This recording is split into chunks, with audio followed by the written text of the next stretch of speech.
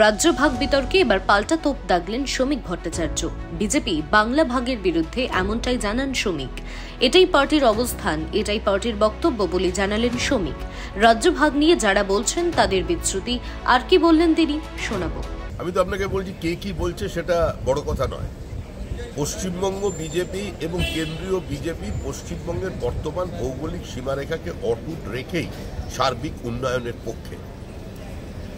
এর বাইরে কোনো কথা হলে সেটা বিচ্যুতি। আর অভিষেক বন্দ্যোপাধ্যায়ের দল তৃণমূল কংগ্রেস যে রাজনৈতিক দলের গর্ভ থেকে জন্ম নিয়েছে, সেই কংগ্রেস ধর্মের ভিত্তিতে এই দেশটাকে ভাগ করেছিল। ওল্ড মেন ভেরি হ্যারি ধর্মকে সামনে রেখে তারা আত্মসমর্পণ করেছিল ব্রিটিশের কাছে।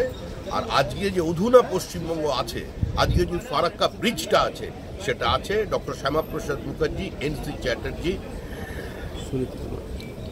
মেঘনাথ শাহ, রানী জ্যোতির্ময়ী এবং আজকে ওই মালদার শিবেন্দু শেখর রায়ের কারণে।